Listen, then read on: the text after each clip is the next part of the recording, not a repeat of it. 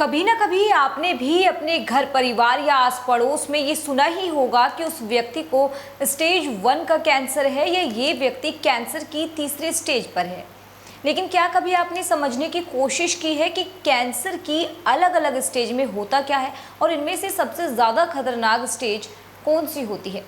तो चलिए कैंसर की स्टेज से लेकर इलाज तक के बारे में आज इस वीडियो में आपको बताते हैं। सबसे पहले बता दें कि ओंकोलॉजिस्ट यानी कैंसर के डॉक्टर ये जानने के लिए कि व्यक्ति कैंसर की कौन से स्टेज पर है टीएनएम स्टेजिंग सिस्टम उपयोग करते हैं। टीएनएम में टी का मतलब ट्यूमर होता है। इससे ये पता चलता है कि ट्यूमर का साइज कितना बड़ा है।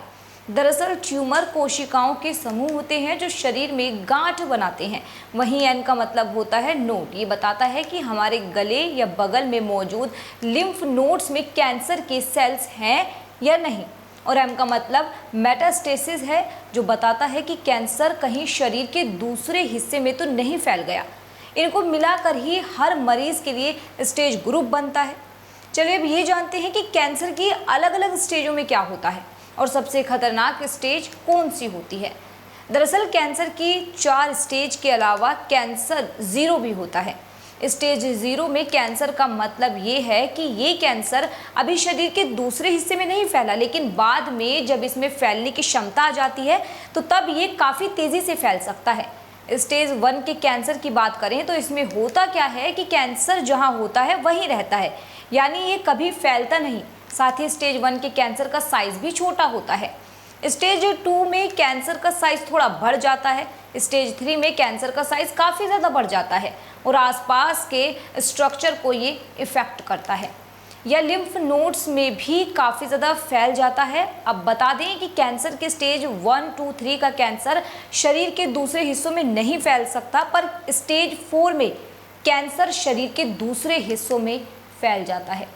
कुछ लोग तो स्टेज 4 के कैंसर को लाइलाज कैंसर भी मानते हैं और ये सोचते हैं कि अगर किसी को स्टेज 4 का कैंसर है तो शायद उसका जीवित रहना मुमकिन नहीं है। पर अब इस सोच में भी थोड़ा सा बदलाव तो आ ही रहा है, पर सभी स्टेज में स्टेज 4 के कैंसर को ही सबसे ज़्यादा खतरनाक माना जाता है, क्योंकि ये कैंसर शरीर के दूसरे हिस्सों में फैलने लगता है, जबकि बाकी स्टेज में ऐसा नहीं होता। चलिए बताते हैं कि कैंसर का इलाज क्या है। दरअसल ये मरीज़ की कंडीशन पर निर्भर करता है कि कौन से स्टेज के मरीज़ के लिए कौन सा इलाज किया जाए। इसमें कैंसर के इलाज के लिए 3 तरीके होते हैं जिनका इस्तेमाल मरीज़ों को ठीक करने के लिए किया जाता है। पहला तरीका है सर्जरी या ऑपरेशन, दूसरा है रेडिएशन थेरेपी, तीसरा है दवाइयों में मरीजों की कीमोथेरेपी होती है, कुछ हार्मोन्स की दवाइयाँ दी जाती हैं, टारगेटेड थेरेपी और इम्यूनोथेरेपी भी शामिल है।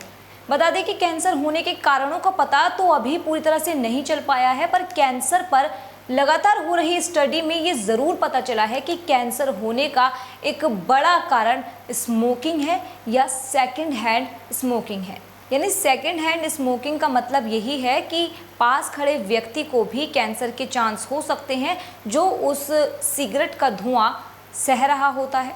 तो इसीलिए कहा जाता है कि जो लोग स्मोक करते हैं उनके आसपास ना खड़े रहें या मास्क पहने। फिलहाल इस खबर में हमने आपको बताया कैंसर की इलाज, स्टेज और तरह तरह से कैंसर के फैलने के बारे में।